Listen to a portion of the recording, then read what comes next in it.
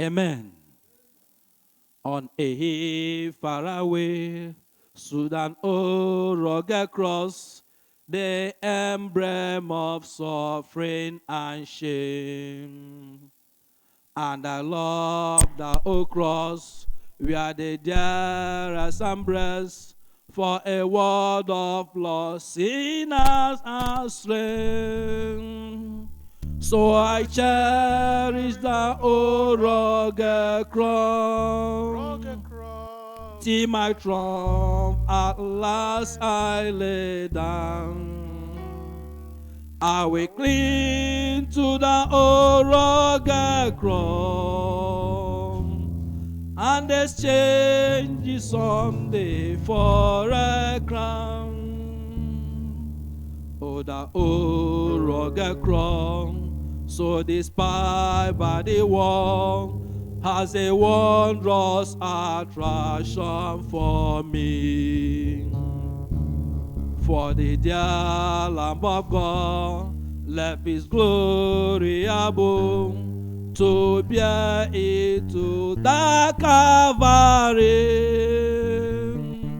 So I cherish the old rugged cross, till my trump at last I lay down. I will cling to the old rugged cross, and exchange it someday for a crown. In the old rugged cross, stay away, brought so dear, a wonder beauty I see. For to her on the cross, yes, suffer and die, to pardon and sanctify me. So I cherish the old rugged cross, till my trump at last I lay down. I will cling to the old rugged cross, and exchange it someday for a crown. To the old rugged cross I will ever be true, in shame and reproach gladly bear. Then he called me someday to my home far away, where his glory forever shines. So I cherish the old rugged cross, till my trump at last I lay down. I will cling to the old rugged cross, and someday for a crown. Hallelujah, somebody. I want you to clap your hand unto the Lord. If you can meditate, if you mean what you sang now, praise God with your praise. Clap your hand. Give the Lord a clapping offering. Hallelujah, somebody. Amen. The old apostolic doctrine we are following, this is what they were looking at. This is what they cling. They were looking on to the cross. They cling on it. They did not shiver. They did not succumb. They did not bow down to the challenge. And by grace of God, they were able to march according to the word of God. Hallelujah. That's why Paul was able to say, according to my gospel, because he could not compromise. We don't need to compromise as a child of God. Hallelujah, somebody. Your own cross might be in any type. It might be in your family. It might be inside you. It might be around you. There must be a cross. But I want to tell you, God will exchange it someday with what? A crown. Hallelujah, somebody. Amen. That's why Revelation chapter 3 was talking about. If those that stood strong on patience, it said they are going to be pillar in the house of God. Amen. And you are going to, me and you will be born part of it. Amen, somebody. Amen. Let us open to 2:05.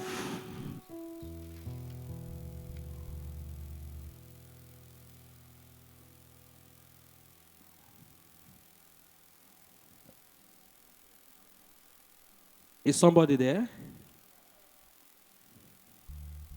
Amen.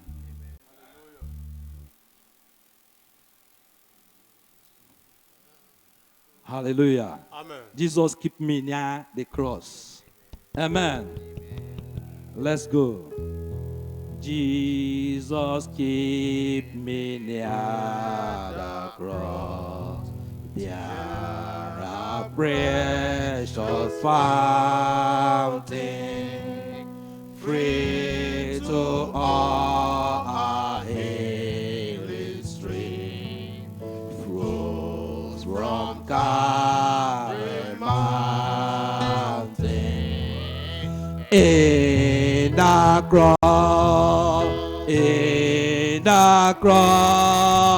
be my glory ever, till my rapture soul shall find rest beyond the river. Near the cross, the trembling soul, love and mercy find me. There the bright and morning star shine his beam around me. In the cross, be my glory ever, till my rapture soul shall find rest beyond the river. Near the cross, O Lamb of God, bring His saints before me. Help me walk from day to day with a shadow of me. In the cross, be my glory ever, till my rapture soul shall find rest beyond the river. Near the cross I watch and wait, hoping, trusting ever, till I reach the golden strand, just beyond the river. In the cross, be my glory ever, till my rapture soul shall find rest beyond the river. Hallelujah, somebody. We can't do without the cross. It was in the cross. John 19:30, Jesus spread the hand and said, it is finished. Hallelujah, somebody. Amen. He prayed in Luke chapter 22. He said, Father, take away this cup of suffering. Amen. But when he come to his internal thoughts, he recognized himself. He ended with, thy will be done. Amen. My brother, you don't need to shiver. Challenges must come, but the master will see you. He will cross you over. Hallelujah, somebody. You don't need to quiver. You don't need to shake around. The master has made a way. He has crossed ahead. Because he has passed, you will pass. Because he has made it, you will make it. Because he has excelled, you will excel. The cross is our treasure. Outside the cross is a crisis. If you try to boycott cross, you will end up with crisis. Hallelujah, somebody. The cross is the glory. Amen. That is our inner chamber. Drag any matter to the cross. Any matter, when the world perambulates, when they shaka, when they do anything, drag the matter to the cross. Amen. That is where everything is settled. Amen. You must be looking. In Hebrews was saying, he said we are crowded by a lot of witnesses, but because of that we should not behave anyhow. We need to stand firm. Amen, somebody. Into he said, but then looking on the cross, Jesus Christ, the author and the finisher. Amen. In the book of Timothy said, in a great house there are many vessels. Those who purge themselves, they will be made for the master's use. St. Paul said, as a good athlete, he said, a good sportsman, he said, I don't waste any of my sponge. I don't waste any of my skill. I make sure I run by the line and I don't waste any of my punch. He hits to the target. My brother, my sister, there's a lot of distraction. If you can look through the cross, you will see God. You will see real. But outside the cross is a distraction. Many Christians are carried away because of mental trial. Amen. Don't allow anything to drag you out of Christ. Amen. Romans 10:11 it says, whoever believes in him will not be put to shame. He will not put you to shame. Romans 9:3 says, whoever believes in him will not be disappointed. You will not be disappointed. 2 Corinthians 1:18 and 20 is the yes and amen to all the promises. He had made a way through the cross. In the book of John 19:21-26, he said, mother, look at her son, and son, look at her mother. There's a covenant, the covenant of the blood. That's why he says in Psalm 50, he said, gather my people who have made covenant with me. Hallelujah, somebody. If you are here, you are not here by mistake. It is a divine call, a clarion call, a call of greatness, a call of separation, and God will see us through. In Jesus' name. Amen. Amen. Thank you, Jesus. Let us open 184.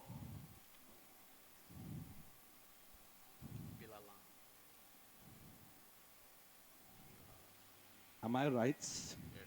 Beulah land.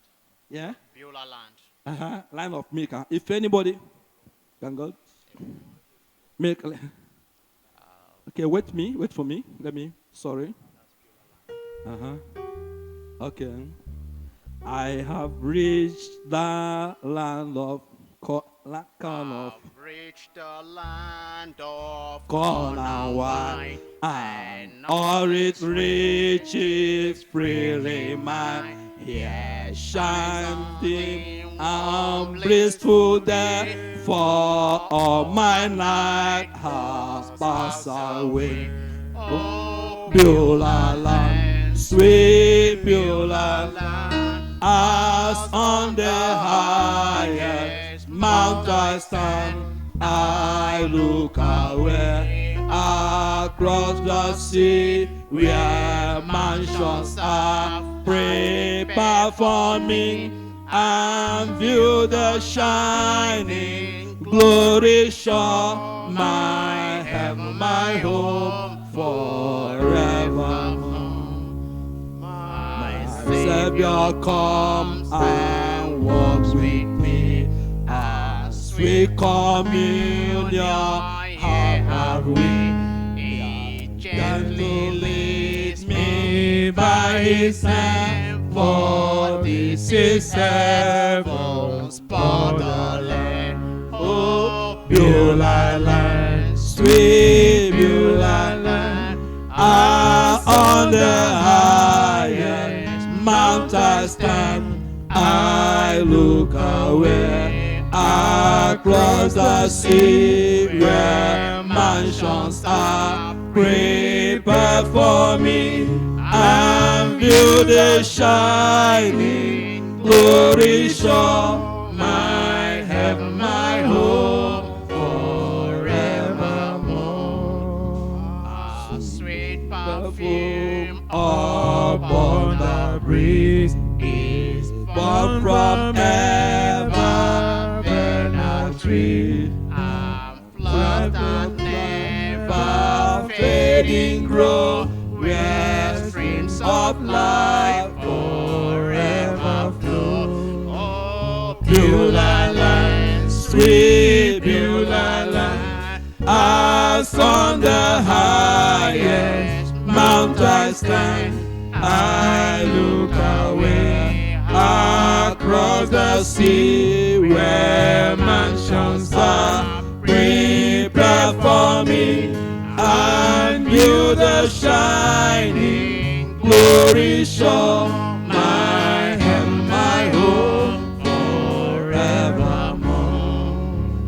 The zephyr seems to flow to me, sweet sounds of heaven's melody, as angels with the white robe throne join in the sweet redemption song. Oh, Beulah land, sweet Beulah land, as on the highest mount I stand, I look away across the sea where mansions are prepared for me, and view the shining glory shore, my heaven, my home forevermore.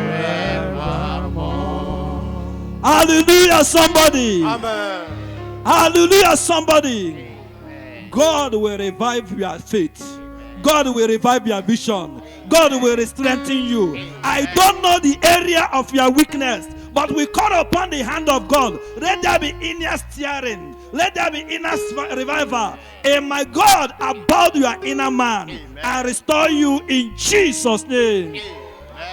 Amen. I don't know somebody here. You have lost peace for some time. But I want to assure you that God is here. This evening you are going to recover it. Somebody here, you don't know, you just feel somehow for some time.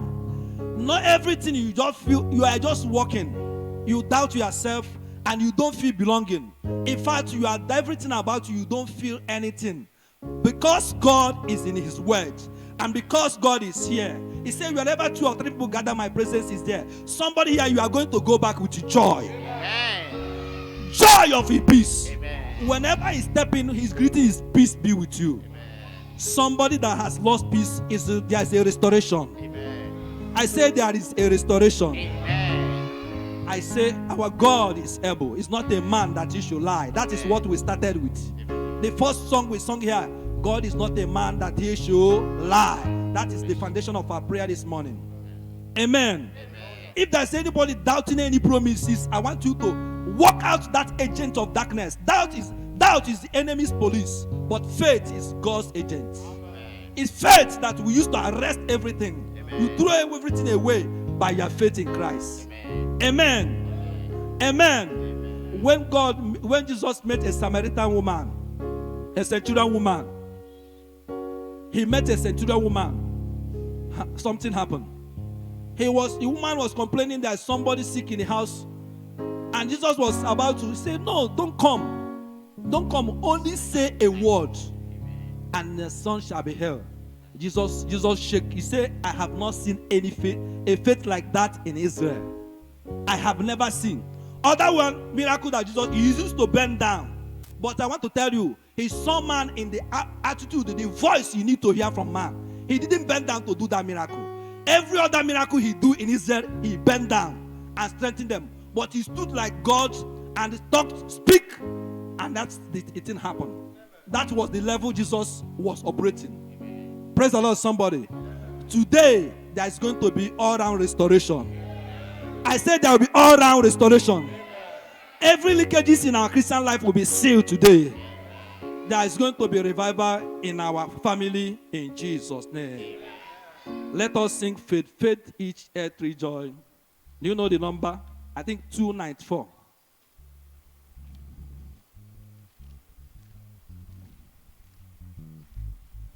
Somebody there?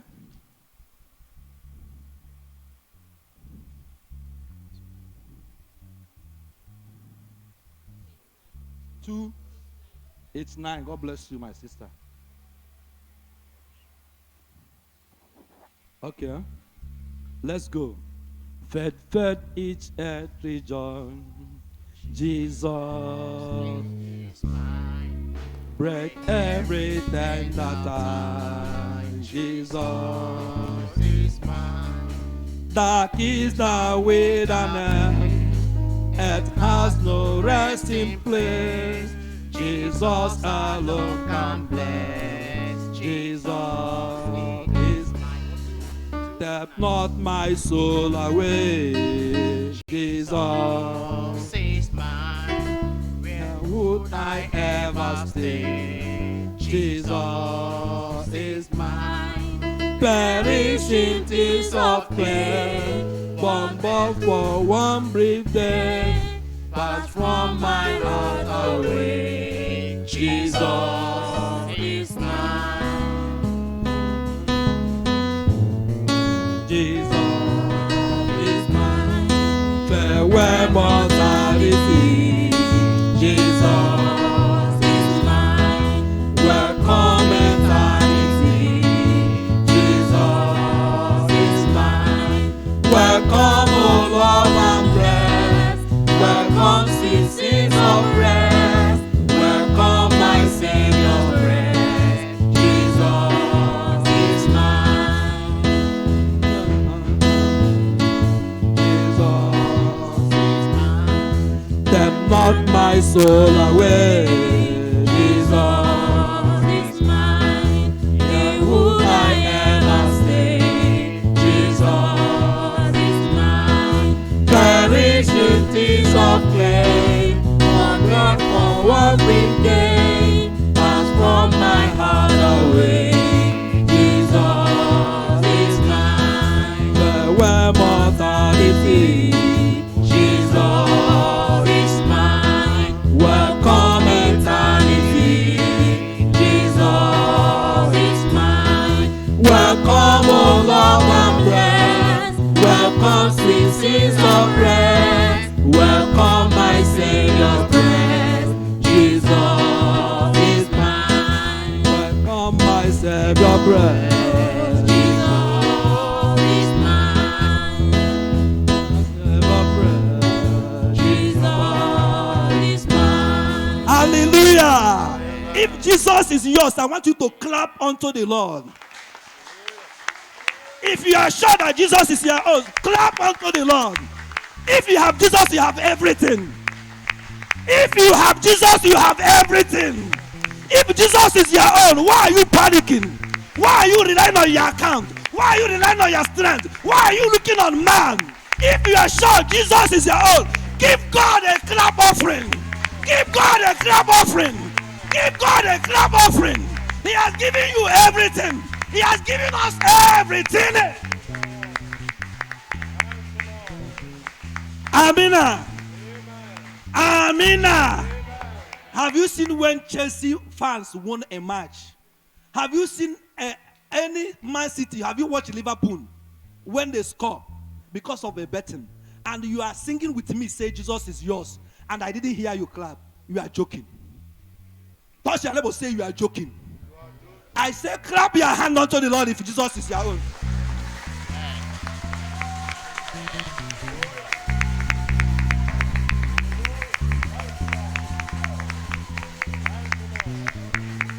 Amen. Amen, somebody. Something that has been troubling you, something that follow you, come here, will not go with you. I'm not entertaining you. I'm not talking to everybody. I'm talking to somebody. I say something that follow you to this place, you will not see it when you are going. Amen. But a spiritual spirit, Holy Spirit will escort you home. Amen. Every hanging blessings is coming to your hand. Amen. Every hanging promises is falling to your hand. Amen. I say every promise and faith is aborted. Amen. You are a child of promise. Amen. You are a son of promise. Amen. You are a daughter of promise. Amen. In the book of Matthew 9:22, A woman that are bleeding, a lady that was bleeding. Jesus was not moving on his direction. He was going the other side, but the woman talked to herself, if I can touch his garment. He went at the back and touched him. Jesus turned and said, oh lady, say, woman, be of a good courage. Your faith has made you whole. You come by a strength of a faith. Faith cannot be carried by wind. Nobody instructed her. He didn't take any counsel. Something from your heart will talk to you. You behave as somebody that has encountered God, and you go with a testimony. Don't be normal. Don't be usual. When you come to God, be liberal. Be docile so that God will continue his creation. A clay, when you throw it, it is malleable. And that's why you can form anything. When you come, allow God, and you will see what he will do. God will perfect what he has started. I say God has stepped into your matter. I say God has stepped into that matter. Every sickness, I give you quick notice. I command you out in Jesus' name. Amen. Enemy has fallen before. He will continue to fall. He has promised he will never fail. His faithfulness is forevermore. His faithfulness is forevermore. Is forevermore. He has promised he will never fail. I will follow. I will follow him. My Lord has promised he will never fail. His faithfulness is forevermore. His faithfulness is forevermore. My Lord has promised he will never fail. I will follow. I will follow him. Follow him. Follow him. Our Lord has promised he will never fail. His faithfulness is forevermore. His faithfulness is forevermore. Oh, he has promised he will never fail. I will follow. I will follow him. My God has promised he will never fail. His faithfulness is forevermore. His faithfulness is forevermore. I say he has promised he will never fail. I will follow. I will follow him. My Lord has promised he will never fail. His faithfulness is forevermore. His faithfulness is forevermore. Forevermore. He has promised he will never fail. I will follow. I will follow him. My Lord has promised he will never fail. His faithfulness is forevermore. His faithfulness is forevermore. He has promised he will never fail. Never fail. I will follow. I will follow him.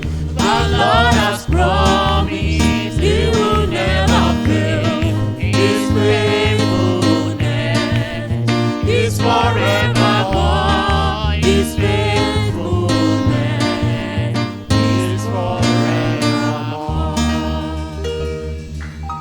Hallelujah. You'll be seated tonight.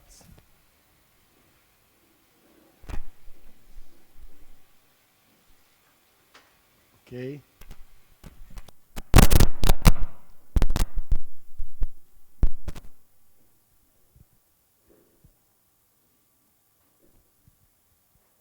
I have a standing order here already that I'm not the one to preach. Praise the Lord. Amen. I greet you in the name of the Lord Jesus Christ. And thank you for your prayers,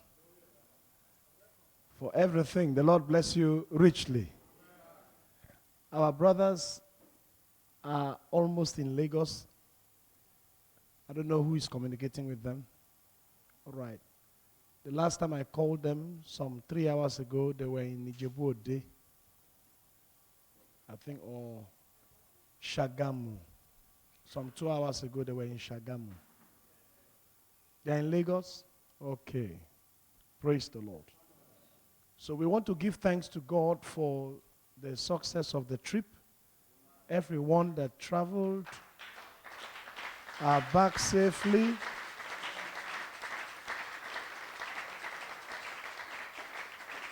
Glory be to his name. In the name of the Lord Jesus Christ. I want to thank the Lord for sparing my life. Amen.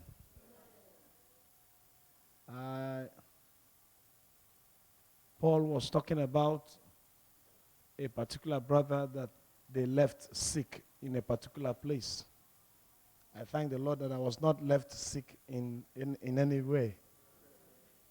But my eyes saw red. Praise the Lord. Amen.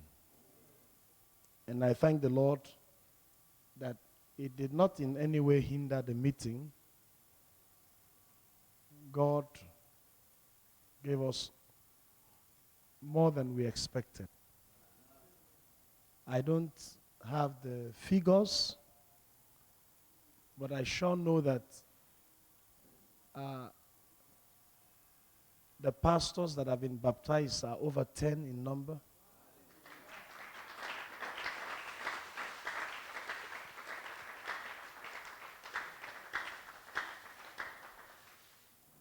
And God answered Pastor Davidson's prayer.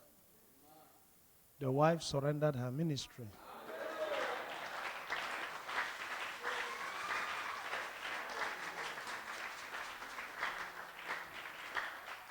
I tell you, that man is on fire. He is really burning. In fact, I remember the evening of the communion. After the Sunday service, I had entered to sleep a little. Then some ministers came that did not come for the baptism. The way he preached, he was asking them, he said, "What are you people doing here? There is no service, there is communion service. And anybody that is not baptized in Jesus' name cannot eat the communion of Jesus. If you don't baptize in Jesus' name, what do you want to do with the body of Jesus?" So I was trying to pinch him, diplomat, take it easy. He said, "Pastor, please leave me. This matter is, we're not here to entertain anybody." Amen. And everywhere he's ready to explain. The ones he knows, every minute he's ready to explain. And he has started combing, telling the preachers, telling everyone. And gradually, things are happening. So we baptized over 50 other persons.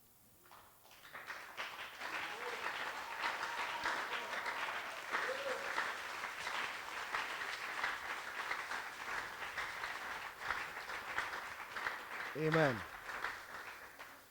So by the grace of God, we are trusting the Lord that the Lord will give that work continuity. Amen. Sister Eno attended the meeting. That's the wife to our late brother Cyprian. Brother ID, this brother to Ena Makere, attended the meeting. The mother of brother Isaac attended the meeting. But Isaac went to his headquarters in Cameroon. So,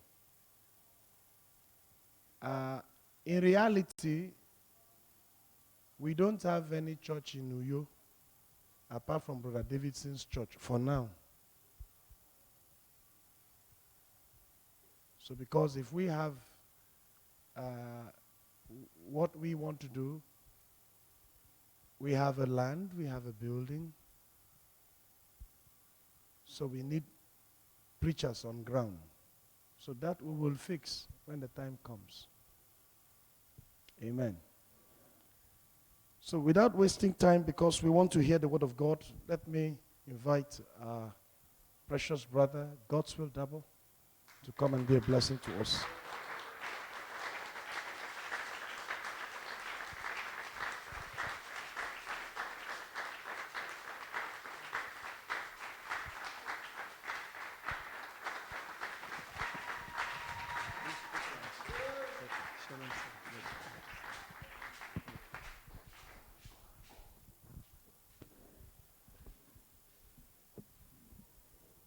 Praise the Lord.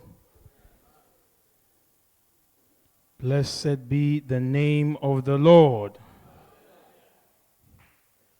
My God is good. My God is good. My God is good. Oh, my God is good. My God is good. My God is good. My God is good. My God is good. My God is good. Oh, my God is good. Oh, my God is good. Our God is good. Hallelujah. Our God is good. Oh, our God is good. Oh, our God is good. Our God is good. Our God is good. Our God is good. Our God is good. Oh, yes, He is. Our God is good. Oh, our God is good. Oluwadara, Oluwadara. Oluwadara, Oluwadara, Oluwadara, oh, Oluwadara, Oluwadara, Oluwadara, Odara, Oluwadara, Oluwadara, Oluwadara, oh, Oluwadara. Chineke dima, Chineke dima, Chineke dima, Chineke dima, Chineke dima, Chineke dima, oh, Chineke dima, Chineke dima, Chineke dima, oh, dima, Chineke dima, Chineke dima, Chineke dima, oh, Chineke dima. Abbas your phone, Abbas your phone, hallelujah, Abbas your phone, Abbas your phone, Abbas your phone, oh, Abbas your phone, Abbas your phone, Abbas your phone, yeah, Abbas your phone, Abbas your phone, Abbas your phone, oh, Abbas your phone. Ogene yoma, ogene yoma, oh yoma, ogene yoma, ogene yoma, ogene yoma, oh, ogene yoma, ogene me yoma, ogene yoma, ogene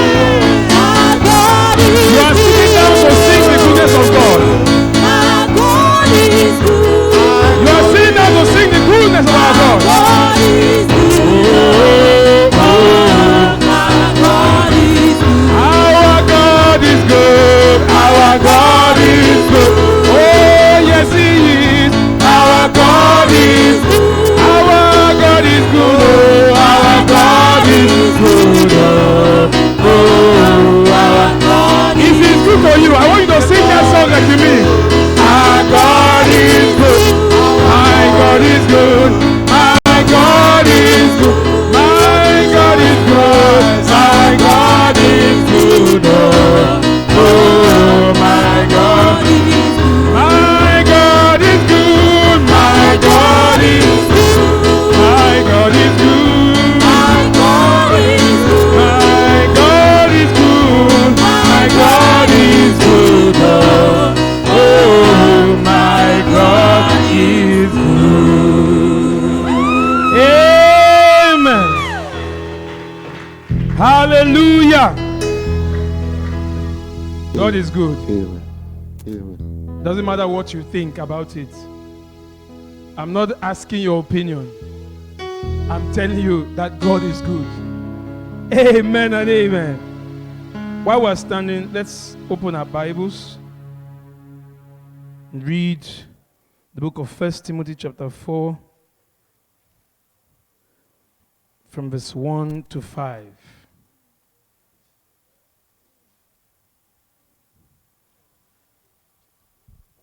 If you're there, say amen.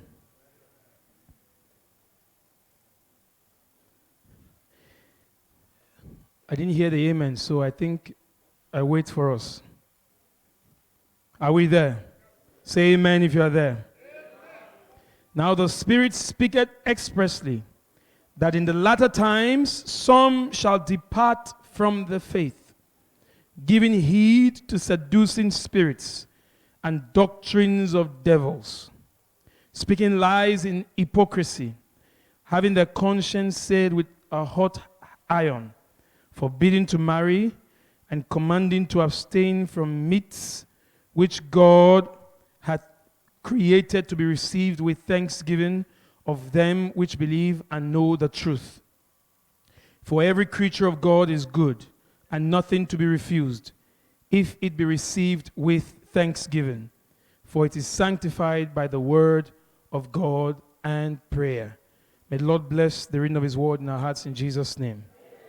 Father, we thank you for tonight. Lord, we look to you for grace. As we approach your word, we ask that by your Spirit, you will make your word plain to us. Father, we pray that you will break this word open. We want to have the testimony of those two who traveled along with you on the way to Emmaus. The Bible says that when you broke bread, their eyes were opened. We know that the letter killeth, but the Spirit giveth life. So we pray, O God, that this moment, your Spirit will come and lighten the word to us. Let it give light to every dark area of our lives. May He grant us understanding, O God. Thank you, Heavenly Father. Help the speaker and help the hearers alike. In Jesus' wonderful and matchless name we pray. Let us be seated. Amen. Blessed be the name of the Lord. Hallelujah. Tonight, I want to talk briefly on the latter times. Amen. The latter times. And I pray that the Lord will help me tonight. We looked at this yesterday at Egbeda, and as I told the people, I had prepared something else, and I was in a hurry to go to the pulpit, and then this scripture dropped in my heart, and then everything changed. And as I was climbing the pulpit, I was worried. How am I going to? I just got the scripture. I've not even read through it. What is going to happen? But it turned out that the Lord visited us mightily yesterday. Those who were there, they know. And I have discovered, not that it is bad to prepare. The Lord wants us to prepare. Preparation is key.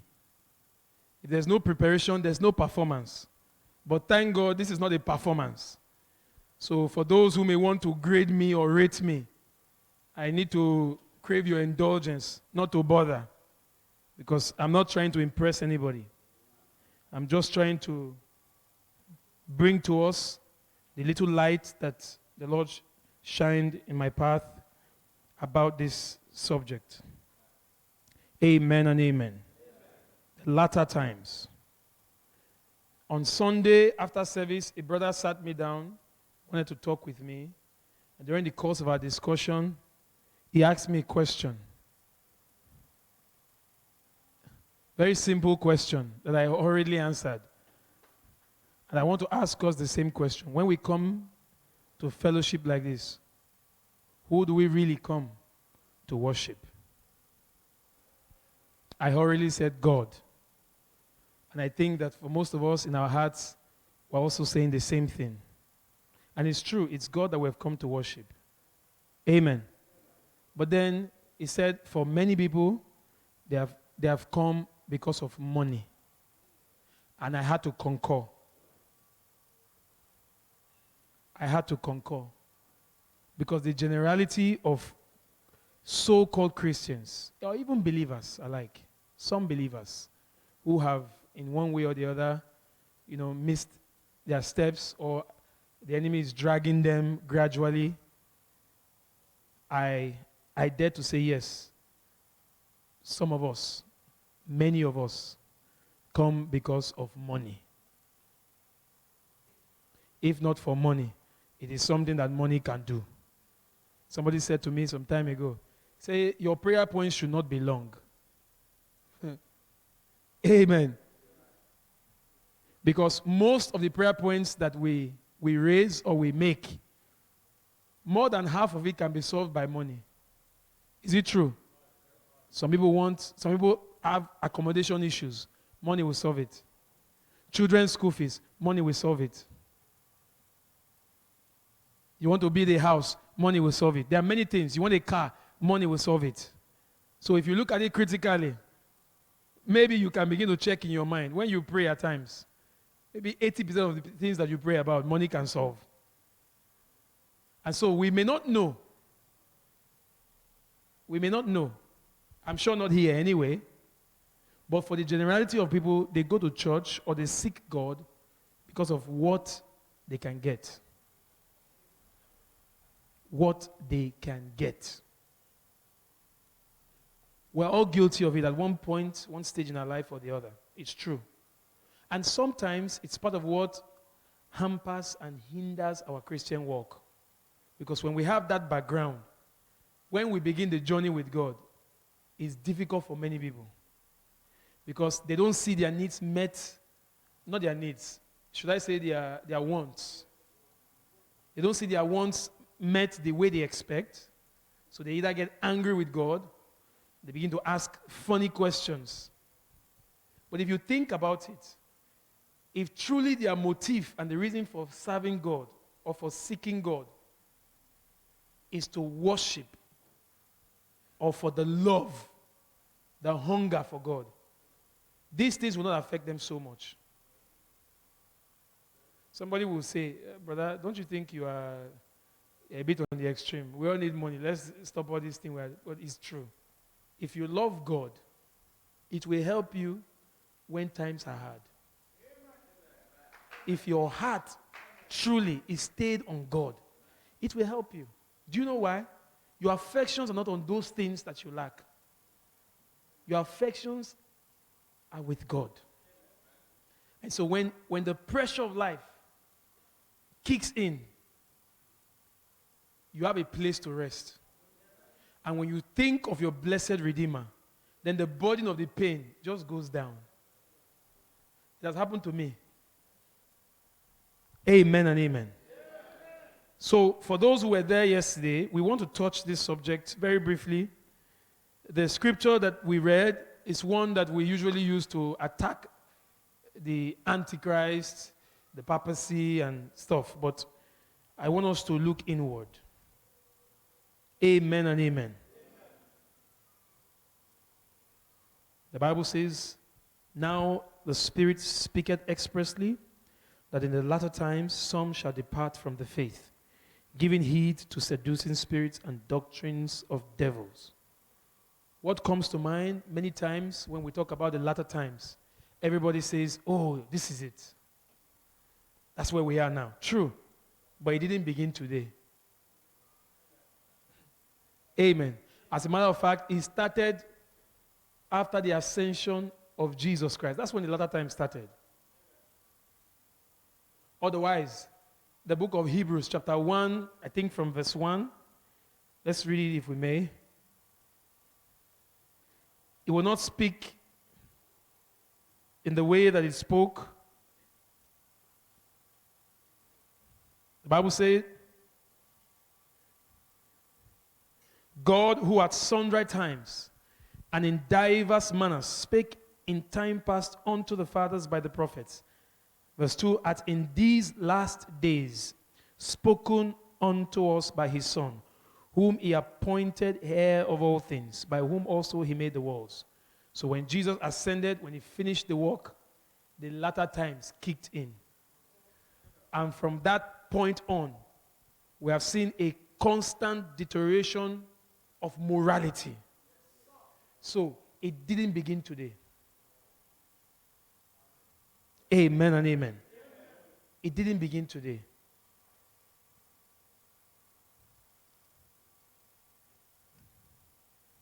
So the Spirit is speaking expressly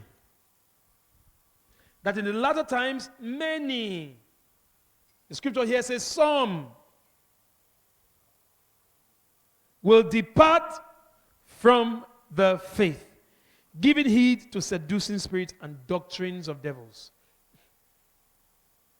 Most of the time when I've talked about this scripture, I quickly run to Roman Catholicism, the denominations, but I see something very striking. Yes, it has a connection, of course. Maybe majorly talks about that, but let's bring it home. The Bible says many will depart from the faith.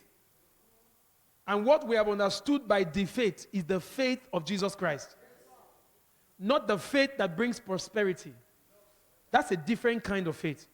Not the faith that Oyedekbo is preaching. Not the faith to get money or get a good job. The Bible says many will depart from the faith. The faith, the faith of Jesus Christ. Then we must ask a question, a very germane question. Why would many depart from the faith? If the faith as we know it is the revelation of Jesus Christ, why will many depart from it? And then if they depart, where are they going to?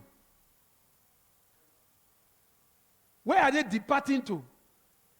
Because the truth is, you cannot leave something and stand aloof. It doesn't work that way. The Bible talked about demons. When they are casted out of a man, they will go about and look for where to settle. If they don't find, they will check back. Let's go back and see. And then they come, they meet the place garnished, arranged. They will just not settle. They will go back and call their friends. Why? So that this time, it will not be easy to send them away. And that's the spirit that is operating in these latter times. Amen and amen. Many will depart from the faith. Where will they be going to? What will they be seeking? The truth as we have known it today is the revelation of who Jesus Christ is. The Bible told us in the book of 1 John that this is eternal life. This is the true God and eternal life. So if someone is departing from this kind of faith, the revelation of the Godhead, water baptism in the name of Jesus Christ, no woman preaching, no seed sowing and seed faith as it is known in the world, and somebody knows that and then is departing, where is he going to? Because we are quick to jump and say, oh, many will depart. Sometimes when we read the scripture, some people's face will, many will depart. Wow, people are just, no. It's a wrong approach to the word of God. Whenever the word of God comes, we must first let it minister to us. Don't always jump to conclusions. Don't always look to somebody to point who is guilty of what And what? Always look at yourself and ask, I hope I'm not guilty of this. When a brother falls and we quickly race and jump, no matter what he has done, we should be careful. First, ask, Lord, don't let this kind of temptation overshadow me. It's important. Do you know why? I discovered in this my very short time of preaching that the day I come heavily down on the devil, temptations and trials are just waiting for me at the bend. Yes. That's why most times, Brother Joshua, you will know, I always ask the people to pray for me. Make sure that you pray for me, please. You can take 2 minutes, 5 minutes. Yes. Amen and amen. Some shall depart from the faith, giving heed to seducing spirits and doctrines of devils. The Bible says, one who has tasted of this heavenly gift, if he falls away, it becomes impossible. Brother Joshua, it was you who was telling us. It becomes impossible. Not difficult. Not hard. It becomes impossible for that kind of person to be restored. But yet, we have read of many who have departed from the faith. Paul was lamenting about, what's his name again? Demas. Said, Demas has forsaken me. Demas has forsaken me. Why? Having loved this present world. What will make people depart from the faith? They have given heed to seducing spirits. They have given heed to doctrines of devils. One of such doctrine is the doctrine of excessive grace.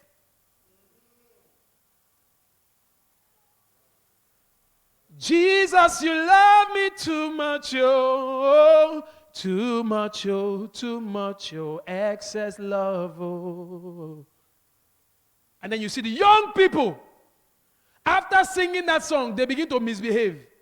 Why? They feel that God loves them too much. That he loves them too much, so they can do as they like and go scot-free. Excessive grace. Just do as you like. God will forgive you. It doesn't matter. Doctrines of devils. It didn't start now. Paul said, after my departure, grievous wolves shall enter among you. That's when it started. Not now. In the book of Revelation, the Bible says, the deeds of the Nicolaitans. I think it was chapter 2, if I'm not mistaken. But when you read down, that deed became a doctrine. It took a foothold. Then it sat. So the things that we take for granted, we commonize, we trivialize and say, oh, it doesn't matter. It's just a little something. It doesn't hurt anyone. People even use the scriptures to try to justify themselves. Take a little wine for your stomach's sake, but you are not taking a little, and you know that's not a little.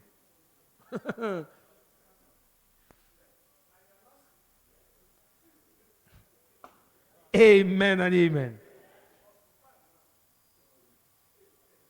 You see young people wasting their lives, drinking codeine, Revlon, brother, taking hard drugs. What did it? Is the spirit of the latter times. And it's catching up with many people who are in the churches, and they don't even know it. You know why? Because even society allows them to behave the way they behave. Society endorses evil. The government endorses evil and disdain good. So what do you expect? Amen and amen. So I want us to look. Be sure that this thing is not catching up with us. Why am I saying this? Even myself, I took stock of my life. And I started to realize that I wanted so many things. I have goals. I have targets that I set. I'm believing God for this, for that, for that. And I'm trying to do all I can to make sure these things come alive. And sometimes we get caught up in that and we do not realize that we are slipping away. Do I pray the way I used to pray? No. I used to study a lot, but now I find it difficult to study. What is happening? It's a spirit. It is the spirit of the latter times. If you are not careful, you will deceive yourself that you are still in the faith. Why? Because when you come under the corporate atmosphere that we have here, you jump and sing and feel good and go home. Then you go with an assurance until next week that you are still okay. But you are not really okay. So I was asking myself, all these things, it's good. But should I pursue these things at the expense of eternity? At the expense of what really matters? You may say, oh no, I'm a believer. I'm sanctified. Tongue talking. Demon casting. These things cannot happen to me. You won't know. Satan is in the business of subtlety. From the beginning, it was like that. Subtlety. It will come in subtle. It will tell you how you don't know that you need to save some money for this and that. It's important, it's true. But the bottom line is, what is really important? We are majoring on the minors. And we're leaving the major things undone. The Bible says, seek first the kingdom of God and its righteousness, and every other thing shall be added unto you. Sometimes when we quote it, we think it's only the denomination that does that. Sometimes we do it. We are guilty of that. We don't give God his place. We don't. We don't. We don't give God his place. Amen and amen. A lady contacted me on WhatsApp. Our marriage is 1 year old, and she said, I'm not happy anymore. What is happening? She started to explain. I'm 22. My husband will be 35 in August. I'm not happy. Okay, what are you not happy about? About someone? About yourself? About an event that happened? So we know where the problem is from. He said, is it your husband? My husband is a born again. Oh, yeah? Before we had 10 minutes of that conversation, she started questioning her husband's spirituality. And in my mind, I shook my head. See, I'm even beginning to suspect this is born again because I asked the question, did you notice from the period before you got married, even until now, that he may have been pretending in any way? Well, she was so confident that he was a born again. But our mouth changed in a few minutes. But what is bringing all of that is the spirit of the latter times.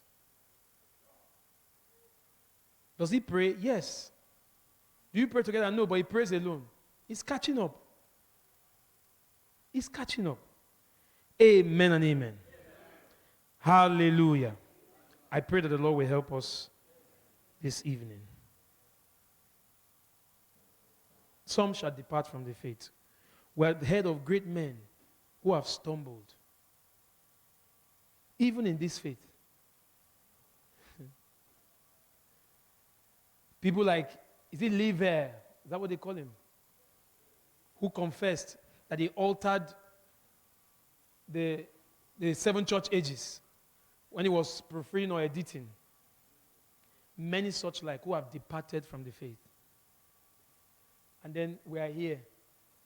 If such people who were there with the prophet, they were in his train when he went for missionary trips. If such people can turn their backs, who are we? We need to take heed. Amen and amen. Then on the social media, I read a young man was arguing vehemently, speaking against two young preachers in the UK who were preaching and coming down hard against women who display different kind of characters that are not biblical. And then they decided to do a research on them, and they traced them to a 1960 evangelist who preached in America, William Marion Branham. That's the way they put it. In my mind, I was not looking at that. I was saying, oh my, that's how it was at Antioch when they called them Christians. He was not there, but they looked at these ones. They looked at their lives. They said, these ones have been with Christ. These are Christians. It should be like that with us today. That's how it should be. I was happy for them. I don't know what their condition is. Maybe they'll be taken to jail. I don't know. Because they say they are constituting public nuisance. Or maybe they are infringing on people's rights. Hate speech. That's how society is backing evil and disdaining good. Society is endorsing the things that are against God. And looking at those, look at you.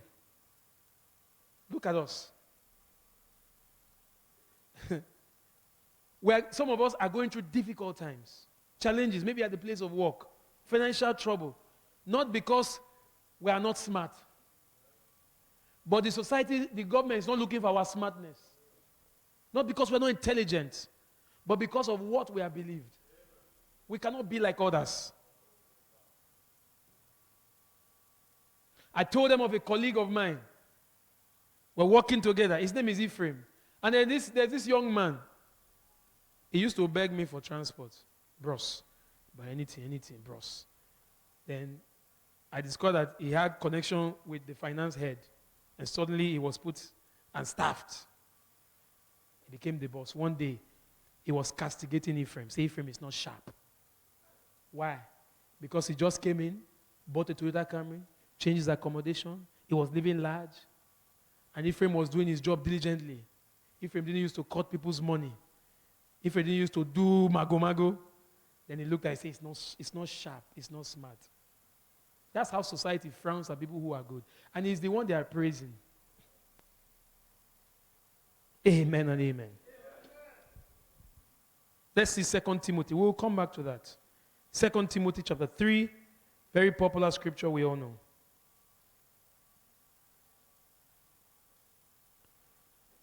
2 Timothy chapter 3, from verse 1. This know also, that in the last days perilous times shall come.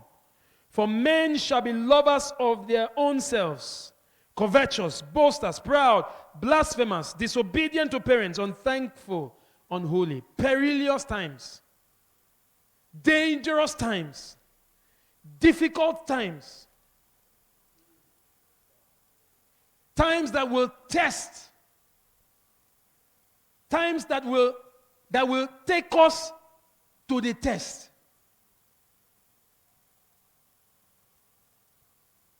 I was looking on the internet to find the meaning. It says evil morality. I thought it was just going to say a period of immorality. No, it said evil, then morality. Morality is supposed to be a good thing. But look at what is qualifying the morality here. Evil morality. Why?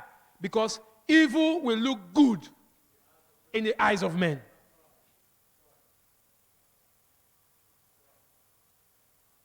So when a young girl wears a skirt or wear a dress that is revealing, it's going to say, what is wrong with it? When you try to caution and say, this is not good, it's going to ask you, what is wrong with it? Evil morality. It's okay. There's nothing wrong with it. Harsh nations and dangerous people. Hard to do, hard to take, hard to approach, hard to bear, troublesome, fierce, harsh, savage, perilous times. Perilous times. The Bible says something in the book of Daniel chapter 7 verse 25. Was describing this season Daniel chapter 7, verse 25. And he shall speak great words, we already know who that is, against the Most High, and shall wear out the saints of the Most High. He will wear them out.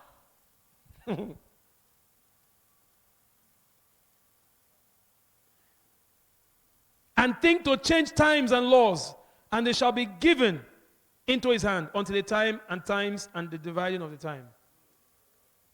I also read recently that the Pope, in fact, they say he has changed the Lord's Prayer. One time he says he wants to do it. As of today, what I saw, if that is true, that he has altered the Lord's Prayer, he's going to wear the people out. Perilous times. Difficult times.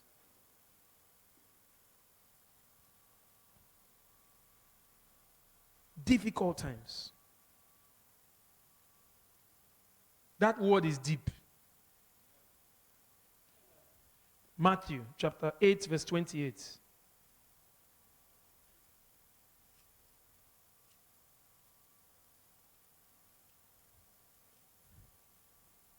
Want to use this scripture to describe how terrible this period will be.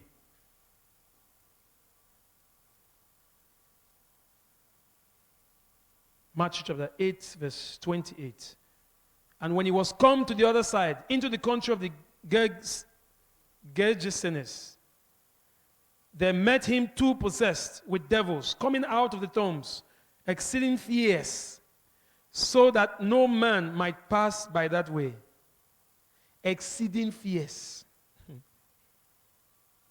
And behold, they cried out, saying, what have we to do with thee, Jesus, thou Son of God?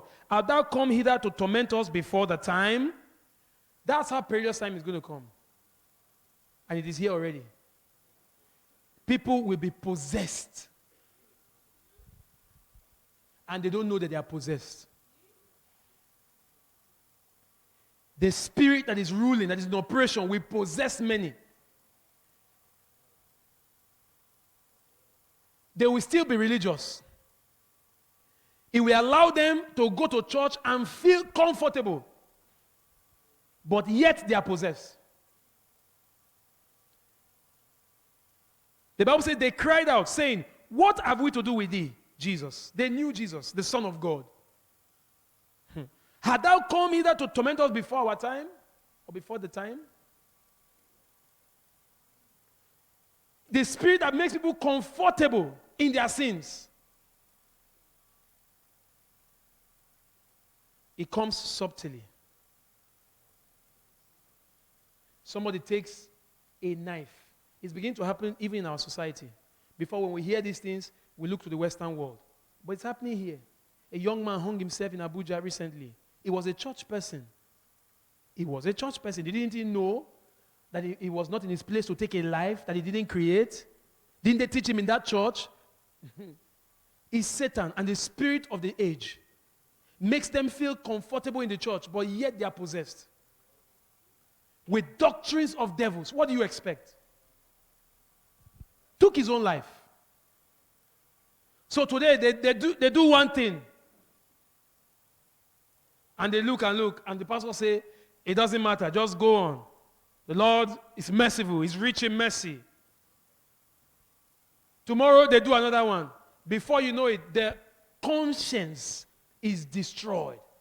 The Bible says their conscience is seared with a hot iron, such that they kill somebody, they don't even feel remorse. It started gradually, it didn't start overnight.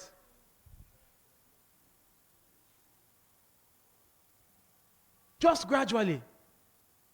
Until the time when he sits comfortably in that person. Amen and amen. But we must look continuously to Jesus. We must not take our eyes from him. See, we will walk. We will try to put things together. But let's not lose sight of what is most important. Let's not lose sight. Amen and amen. They are lost and they are comfortable. I wrote down here, a lost person has no goodness in him. For good only comes from God, who is the source of goodness. So somebody who is not saved, who believed a man rather than believe Christ, what good can he do? He can take a bomb and blow up anybody. He has no goodness in him. The Western culture, in fact, not just Western culture, if you look at it critically, all the different cultures, we frown at some of the things that they do. But at the end of the day, you will find out that all these cultures are uniting against God. They may not agree. We say, they are promiscuous there, they dress immorally. Even our own culture, we have started supporting evil. Yes? So in the end, we are working together. We are working together. And working in unity against God. A culture that wants to sell a daughter. Is that a good culture? Then they bargain her like a commodity. Amen and amen. Perilous times. I told them yesterday, some people were laughing. A snap. And they write, you know what they write? Self-love, and put it on social media. You are the one that says it doesn't matter, that it's just a trivial sum. There's no evil intention. It will not harm anybody. But it's a spirit. It starts that way. You will not know where it will take you. Let me tell you what sin does. It will take you farther than you ever bargained to go. It will cost you more than you are ever willing to pay. But it will start subtly. It doesn't matter. You didn't go to a Babalawo's house. You didn't sleep with a man. But you do all those things. And before you know, you are caught up. That spirit catches up with you. You graduate. You graduate. The Bible says men will be lovers of themselves more than the lovers of God. People come to church for themselves. When it comes to tithing, when it comes to offering, it becomes a debate. But when it's the things that you spend money frivolously on, nobody questions you. Why? They are lovers of themselves more than the lovers of God. They want to question the things that are due to God, to show that they are spiritual, to show that they go to church. Amen and amen. I like this scripture. Let's read it. I think Isaiah chapter 47, or is it 57? You see another thing that they do. It's 57. You see another thing that they do. The spirit of the latter times is catching up with many. Self-love. Is it your life? There's this trend. A believer does not go with the trend. It does not go with the trend. We don't use the language of the world. Words have spirit. It's true. To you, you are saying it innocently. But it is sitting in your subconscious. And it's going to grow. And it's never satisfied. It wants to take over. It wants to be what is ruling you. Somebody preached a sermon one time. What drives your life? Amen and amen. Hear this. Isaiah 57 from verse 4. Against whom do ye spot yourselves? Against whom make ye a wide mouth and draw out the tongue? Are ye not children of transgression, a seed of falsehood? Have you seen them doing those things? It's very harmless. But watch where it came from. Sportsmen, celebrities, people who have no the fear of God. People who don't know God, that's where it came from. And then we copy, and we think it's okay. No, there's a spirit behind it. Against whom do you spot yourselves? Against whom do you make a wide mouth? You see them? Your idol, is that what they call it? It's called a go. And it goes. There's a spirit behind it. It's not ordinary. Look at the young ladies. When did opening your mouth and bringing out your tongue become fashionable? For heaven's sake, it's appalling. It's appalling.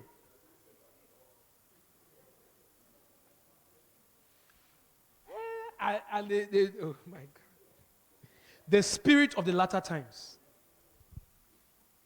The spirit of the latter times.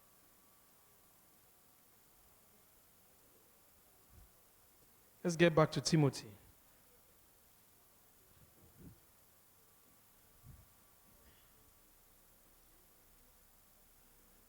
Doctrines of devils.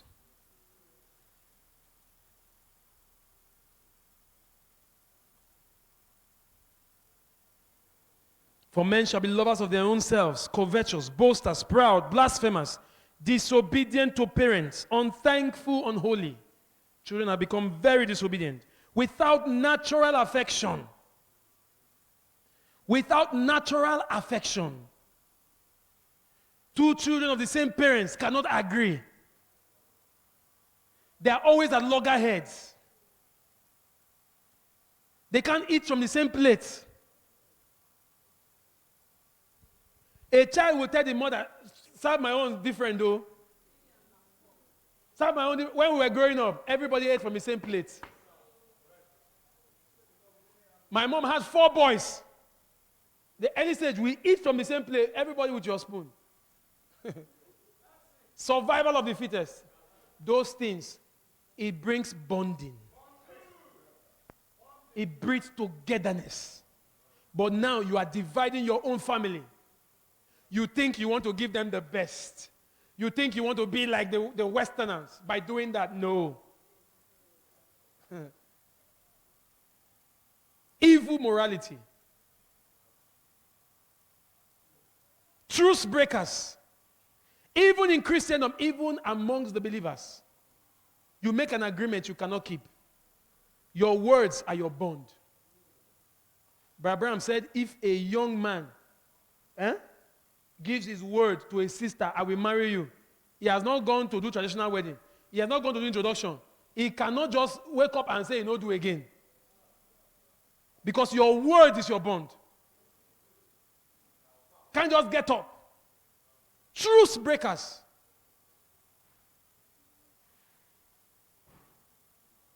You do a business with your own brother. You break the agreement. When the money comes and your eyes pop out, say, man, no way I'm going to give this brother that money. I have to keep this for myself. You have become a lover of yourself. It's happening in the message circle. Yesterday we hit the denominations a lot. We're not talking about denominations today. It's happening in the message circles. We have a problem. We have a problem on our hands. And we need to sit up.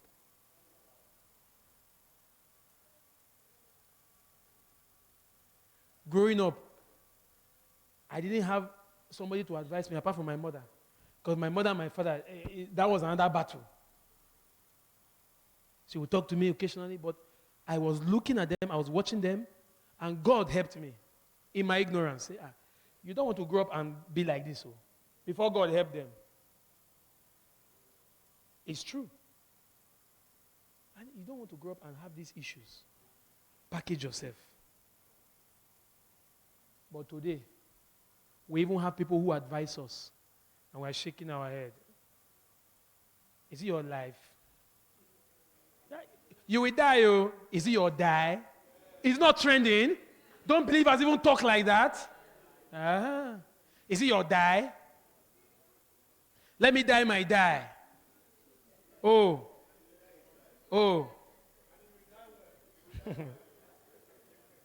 Amen and amen.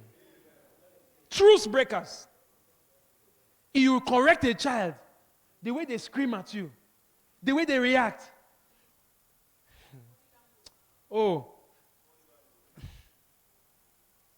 Today, a child gets offended and walks into the room and bangs the door. He doesn't shut it quietly. He bangs the door. And the father and the mother, they are comfortable somewhere. That is pissed off.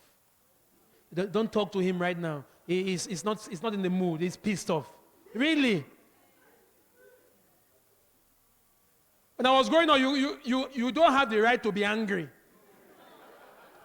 You don't have the right to be angry. I ate with tears in my eyes. My mother will bend me down, give me a slap. Oh yeah, eat the food. You'll be eating. You'll be eating. You will say, I'm tired. Finish that food. We have been talking a lot about character. But Abraham said the beauty of a church is the character of the members. We don't display character in the church. This is a hospital, a school.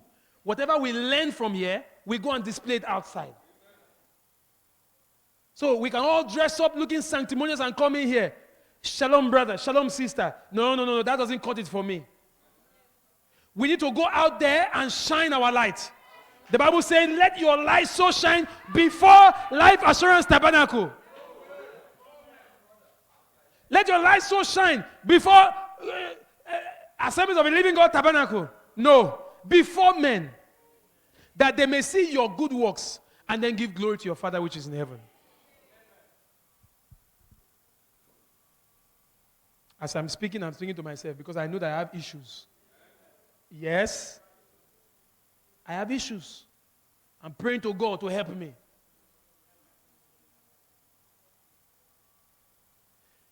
If you are somebody that they cannot advise, if you're somebody that they cannot talk to, you have a big problem. I am sorry for you. You have a big problem. If somebody cannot talk to you, you have a problem. People who say they have become Christians, they reprimand them, then they stay away from church. Are you all right? Does it stop God from being God?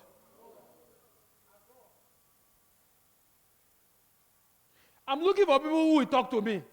I don't have. My father is late. You have people who are talking to you and you are shaking your head. When you land yourself in here, that Satan is the one that will tell you, the time they were telling you, you were shaking your small head. What I said now is my mother that used to say to us.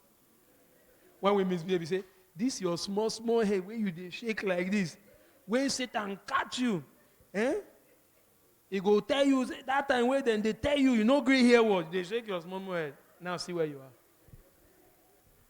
It's true. It's true. You don't know what it means. For those of us who have this kind of ministry, we hear this kind of message, sound doctrine. And then we can still walk out of here and still be the way we are. May God help us. Amen and amen. Truth breakers, false accusers, incontinent. Have I talked about covetousness? A believer's eyes cannot leave something. You hear that Brazilian hair is raining, you want to have it. You hear that one shoe is raining, you want to have it. No, that's not the life of a believer. It's covetousness. The Bible says you should covet good gifts, not those ones.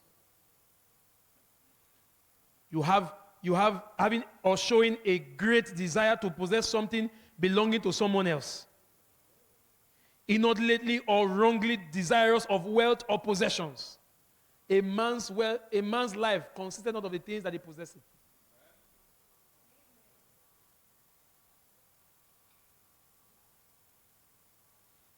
Some of us are praying for money. You know why that money has not come? Let me just tell you now. Let me help you.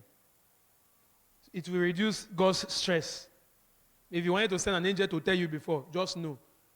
God does not bless people who cannot represent his agenda. As simple as that. The Bible says, his blessing maketh rich and added no sorrow. He cannot bless people who cannot represent his agenda. They say they want to go to camp, pay 2,000. See, some of us are just making excuses. We're just making excuses. All of us were guilty of it. We're making too much excuses. When we want to make hair, we will see the 2,000. It will come out. When we want to do one frivolous thing, the money will come out. But when it concerns God, you begin to question. You carry pen and paper. That's when you know that you went to school. And you begin to calculate. And you think you can be blessed by that. It's not possible. Sometimes God is speaking to us, but we cannot hear. Why? The spirit of the latter times. We are so engrossed with the noise about that we cannot hear the voice of God. There's noise everywhere. This one is saying this one is saying that. But there's this small, still voice that is speaking. We can't hear it. Because we are so preoccupied with this, with that, with this. Some of us that don't come to church on Wednesday because of our shop. The day that you didn't come, did you sell 1 million? Did you sell 1 million? One day you will be like Vashti. God forbid. It's not here. The king called for her. Like I always say, she was at Civic Center, Ozumba Mbadiwe, doing Women Liberation Seminar. And left her primary assignment, which was the king. Many Christians are leaving their primary assignment and pursuing frivolities, mundane things.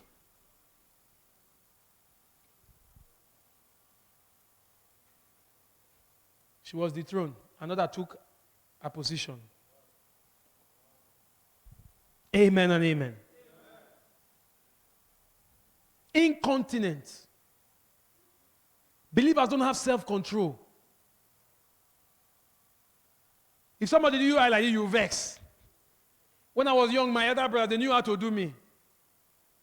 They are over there while I'm here. They do like this, I don't, they cry. My mother said, he touched you. He paid you. No. Why are you crying? Pastor used to say, somebody that has died is pursuing fly. Yes. Many of us have died. Haven't you died? Or you didn't die? When you went into the water, you died. But you are still seeing offense. You didn't die well.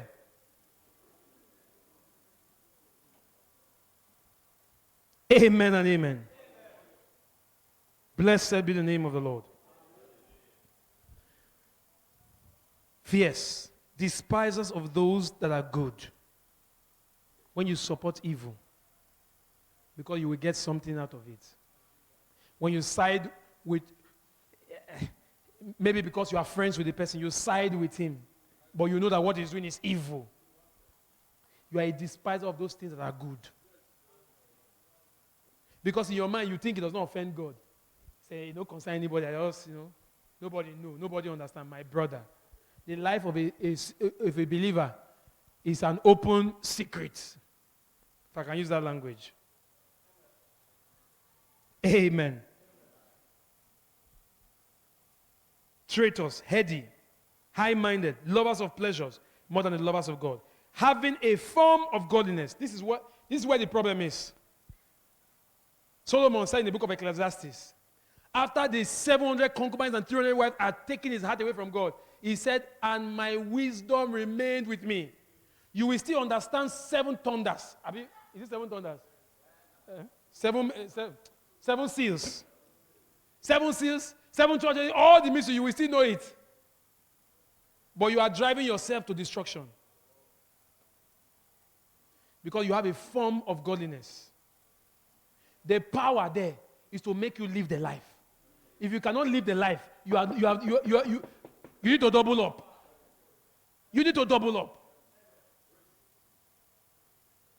Having a form of godliness, but denying the power thereof. From such turn away. For of this sort are they which creep into houses and lead captive silly women, laden with sins, led away with diverse lusts. Now as Jannes and Jambres withstood Moses, so do these also resist the truth. Men of corrupt minds, reprobate concerning the faith. Some of us, like Pastor used to say, we still hide and support these people that are withstanding the truth. You hide and join forces with them. You dodge and go for their 24 hours of praise. No, it's 72 hours. They did one in my former place. I said, you are doing 72 hours. What is that? You join them and go and do suya night in the church. And Malam, we cut Malam, that knows nothing about God. We cut meat for you, you chop. Abi, you don't do meti, put on top. You carry, you chop.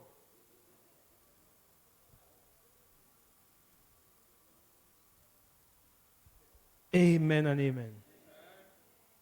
Perilous times shall come. It is here. It's here already.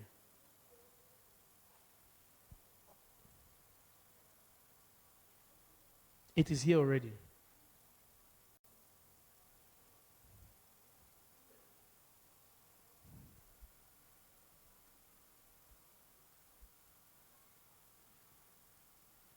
Blessed be the name of the Lord. 1 Timothy 4, it says in verse 2, speaking lies in hypocrisy, having their conscience seared with hot iron, forbidding to marry, and commanding to abstain from meats, which God created to be received with thanksgiving of them which believe and know the truth. How many of us know the truth? And why are we still living funny lives? We're chameleons. In the morning we are brother. At night we are dude. Dude.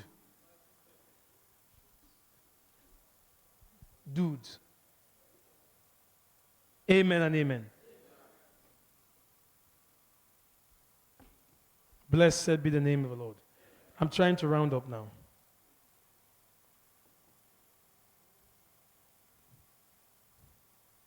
Fierce, intense, or ferocious aggressiveness.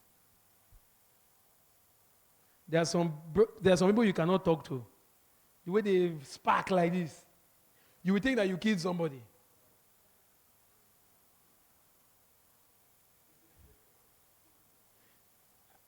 I used to be in that school, but God is helping me.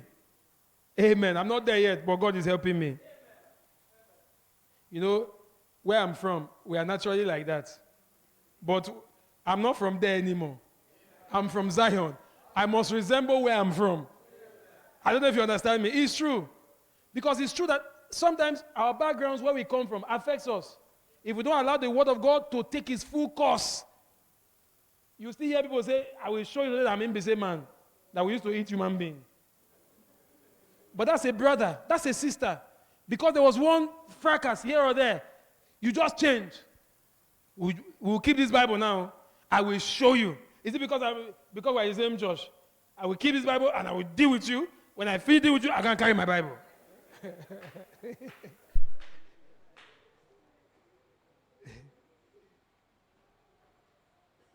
My brothers and sisters, let us be mindful of the things that are really important.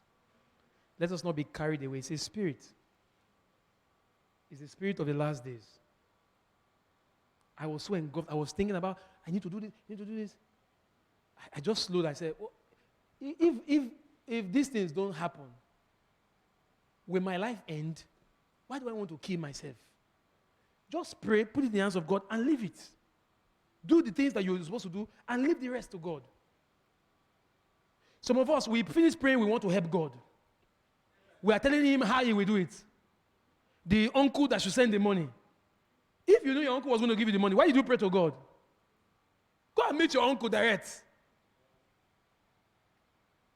Some of us think that, because we have become believers, and, we are not supposed to do this, do that, we are losing. Some people feel like that we are losing. See all my fine trousers now, I now pack it and dash this person. You think you are losing. It's not like that. God will never disappoint you. For that, I am sure. The Bible says, by two immutable things, by which it is impossible for God to lie. God cannot lie. The issue is with us. Let me end with this. The real issue is not that God will abandon you. The issue is that you may abandon him. Because it is perilous times. So in your prayers, You start praying like this. Lord, whatever will make me to turn back, separate me from it. The Bible says, he that putteth his hand to the plow and looks back is not fit for the kingdom. It's not fit. That should be our prayer. And I want us to bow our hearts to the Lord.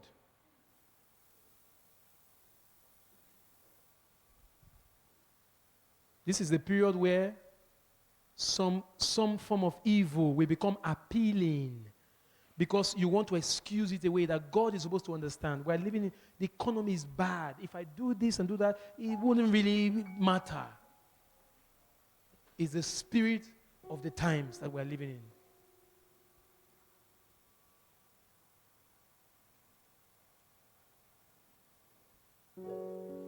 Paul said, Demas has forsaken me, having loved this present world, my God. What about the world that he loved? He wanted to be like the other man who took a jeep to the village last year. Can some of us really say that God has not been faithful? Have we been really hungry and God didn't make provision? Have we been really sick that God didn't heal us? Have we really had a need that God didn't come through for us?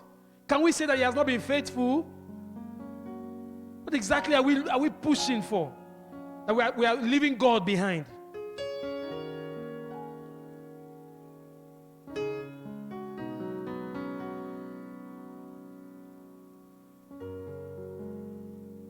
Talk to the Lord from the bottom of your heart.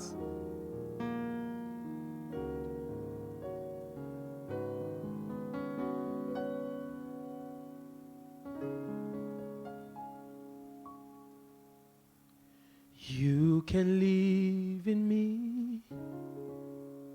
I give you every key. Fill up every empty space you see.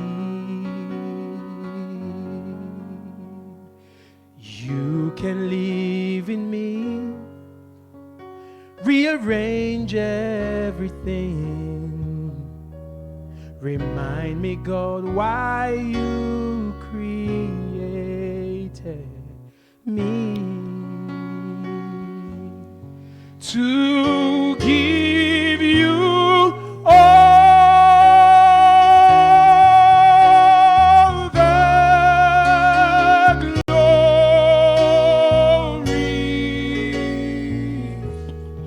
We worship you, our God.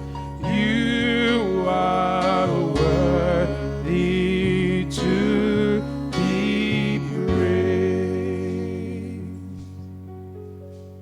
I know that it's not much. To be honest, I messed it up. What you gave me, God, I took advantage of. And now that you are here, I move myself aside. Remind me, God, why you created me. To give